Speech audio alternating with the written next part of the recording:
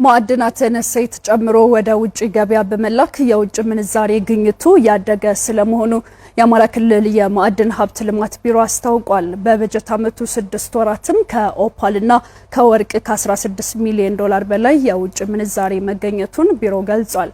ማማነሽ ገኔ በዝርዝር ተመልክተዋለች።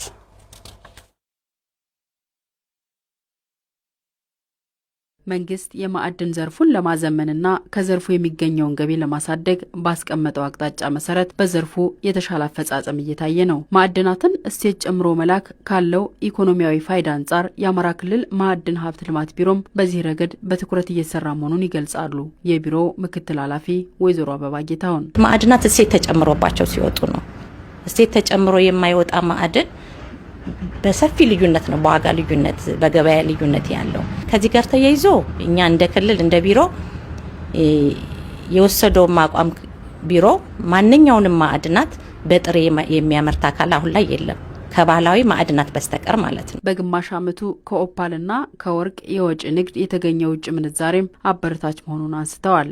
የማዕድን ምርቶችን ወደ ውጭ በመላክ 5.1 ሚሊዮን የአሜሪካ ዶላር ለማግኘት እቅድ ተይዞ 12289 ኪሎ ግራም ኦፓል ወደ ውጭ በመላክ 8.7 ሚሊዮን ዶላር የተገኘበት ሁኔታ ነው ያለ። ይህም ከባለፈው ጋር ሲታይ በ51.8% ከፍ የሚልበት ሁኔታ ነው ያለ። በዚህ በተመሳሳይ ወቅት ላይ ከአምናው ጋር ስናነጻጽረው ማለት ነው። ከወርቅ ጋር ተያይዞም እንደዚሁም በግማሽ ዓመቱ 50 ኪሎ ግራም ወርቅ ነው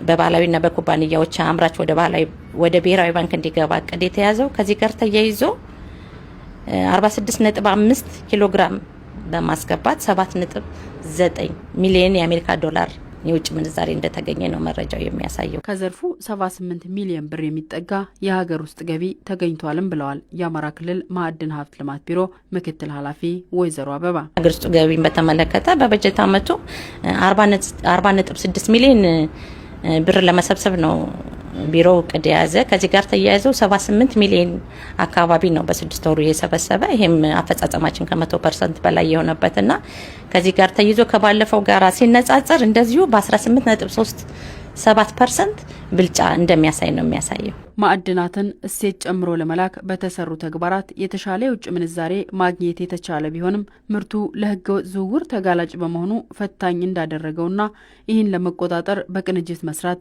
ተገቢ ነውም ብለዋል።